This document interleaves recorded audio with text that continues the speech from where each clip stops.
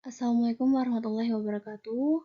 Selamat pagi teman-teman semuanya. Hari ini kita akan membahas tentang sistem gerak.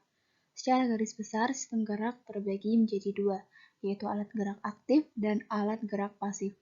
Pada pagi hari ini kita akan fokus membahas alat gerak pasif. Di sini kita akan berbincang atau mengulas tentang jenis-jenis tulang serta proses pembentukan tulang. Mari kita simak pembahasannya bersama.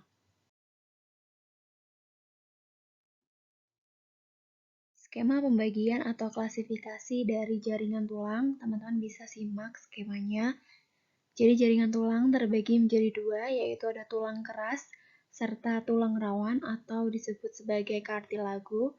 Di sini tulang keras masih terbagi lagi menjadi dua berdasarkan matriksnya, yaitu tulang kompak dan tulang spons. Tulang kompak dicontohkan sebagai tulang pipa, sementara tulang spons dicontohkan sebagai tulang pipih dan tulang pendek. Sementara tulang rawan maupun kartilago terbagi menjadi tiga, yaitu tulang rawan hialin, fibrosa, serta elastis.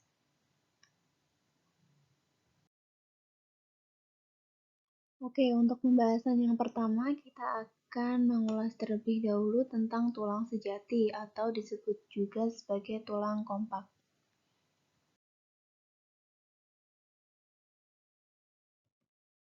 Tulang sejati atau tulang kompak atau yang disebut juga sebagai osteon memiliki sifat yang keras. Tulang sejati berfungsi sebagai penyusun rangka pada tubuh. Strukturnya terbagi menjadi 4 bagian, yaitu osteoprogenator, osteoblast, osteosit, serta osteoklas.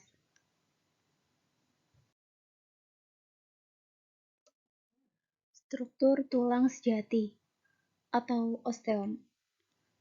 Jadi tadi sudah dikatakan bahwa struktur tulang sejati terbagi menjadi 4. Yang pertama ada osteoprogenator. Osteoprogenator berasal dari mesenkim yang nantinya akan berdiferensiasi menjadi osteoblast. Osteoprogenator yang terletak di sebelah bagian luar membran disebut sebagai periosteum. Teman-teman bisa lihat pada gambar yang atas terdapat periosteum. Kemudian osteoblast merupakan sel yang berasal dari monosit yang akan membentuk osteosit. Osteoblast banyak ditemukan di sekitar permukaan tulang, berfungsi untuk merawat dan memperbaiki tulang serta berperan pada proses perkembangan. Untuk osteoblast, teman-teman bisa lihat pada gambar yang bawah. Selanjutnya ada osteosit, merupakan sel-sel tulang yang telah dewasa. Osteoklas, sel yang bertugas untuk merombak tulang serta menyerap kembali kalsium. Proses pembentukan tulang atau osifikasi. Teman-teman bisa simak dulu gambarnya. Jadi di situ ada dua gambar. Yang pertama gambar yang menunjukkan daerah tulang rawan serta daerah osifikasi. Sementara selanjutnya adalah gambar yang menunjukkan saluran Havertz. Bagaimana terbentuknya saluran Havertz akan kita bahas di PPT selanjutnya.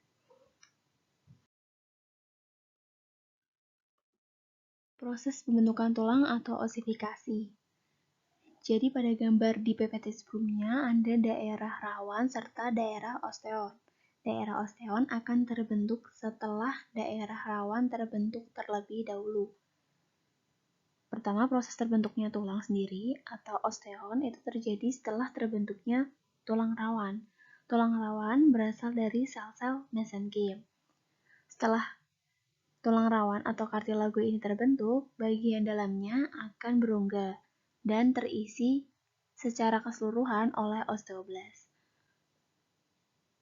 Kemudian, osteoblast yang mengisi keseluruhan rongga tersebut akan membentuk sel-sel tulang. Sel-sel tulang terbentuk dari arah dalam ke arah luar, atau bisa juga disebut sebagai pembentukan secara konsentris. Kemudian, setiap satuan-satuan sel tulang akan mengelilingi pembuluh darah serta sel saraf yang membentuk suatu sistem, yaitu saluran Havertz yang tadi teman-teman lihat di gambar sebelah kanan. Selanjutnya, di sekeliling sel-sel tulang akan terbentuk senyawa protein yang pada perkembangannya akan menjadi matriks tulang. Nantinya, senyawa protein ini akan berikatan dengan unsur kalium atau kapur dan fosfor, sehingga matriks tulang akan mengalami pengerasan atau yang kita sebut sebagai osifikasi. Selanjutnya, klasifikasi tulang sejati. Berdasarkan matriksnya, tulang sejati dibagi menjadi dua, yaitu tulang kompak serta tulang spons.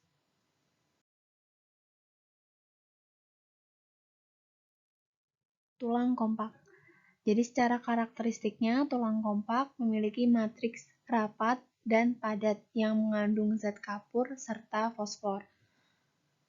Tulang kompak pada sel-sel tulang atau osteosit tersusun dan membentuk sistem Havers. Contohnya, tulang lengan atas, tulang hasta, tulang pengumpil, dan lain-lain. Selanjutnya, tulang spons. Kebalikannya dari tulang kompak, yang tersusun rapat, tulang spons memiliki matriks yang berongga dan tersusun oleh anyaman trabeculae atau mirip pecahan genting yang pipih serta mengandung serat kolagen.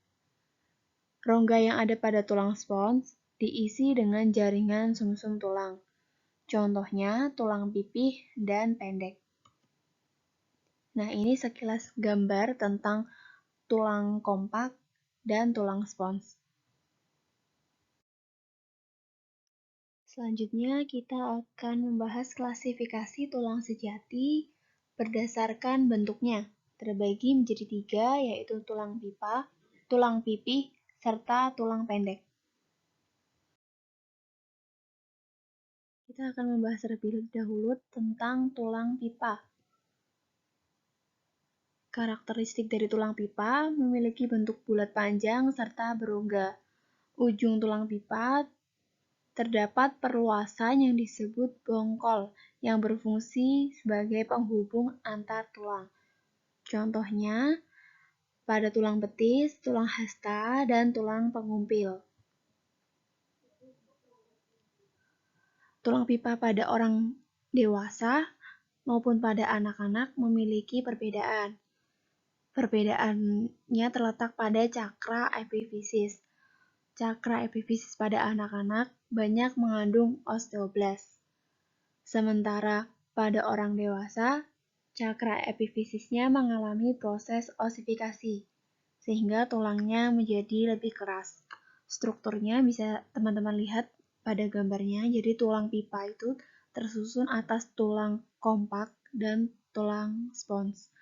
Untuk daerahnya sendiri ada 3, yaitu ada epifisis, metafisis, serta diafisis.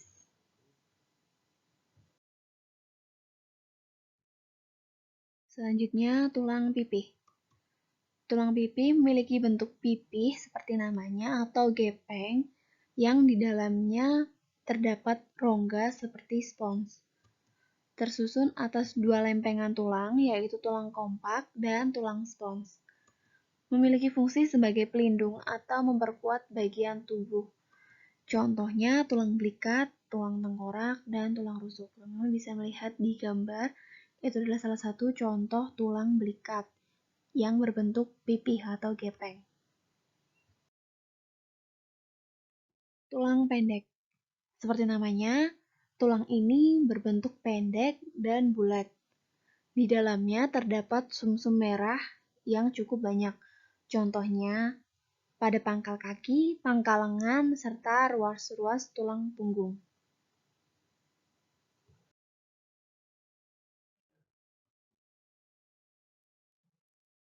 Pembahasan kedua, kita akan membahas tentang tulang rawan atau kartilago yang sudah kita singgung-singgung di slide sebelumnya. Tulang rawan atau kartilago. Jadi apa yang dimaksud dengan tulang rawan? Tulang rawan adalah tulang yang tersusun atas sel-sel tulang rawan atau kondrosit. Tulang rawan menghasilkan matriks atau kondrin berupa hialin atau kolagen. Tulang rawan berbeda dengan tulang sejati. Tulang rawan memiliki sifat yang lentur. Klasifikasi tulang rawan dibagi menjadi 3, yaitu tulang rawan hialin, elastin, serta fibrosa. Struktur tulang rawan pada anak-anak berbeda dengan tulang rawan pada orang dewasa.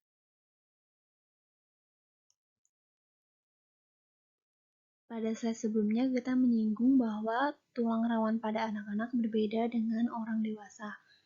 Teman bisa perhatikan gambarnya, dari gambar juga sudah terlihat perbedaannya.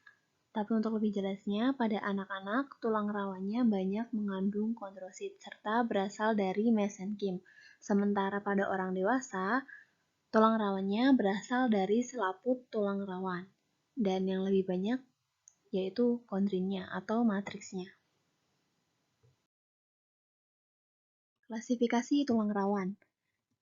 Pertama, tulang rawan hialin. Memiliki warna putih kebiruan dan bisa ditemukan pada janin serta ujung-ujung tulang. Tulang rawan elastis. Memiliki warna kuning serta terdapat pada epiglotis dan telinga luar. Tulang rawan fibrosa. Bersifat keras dan buram. Terdapat pada ruas-ruas tulang belakang. Teman bisa perhatikan gambar perbedaan setiap tulang rawan.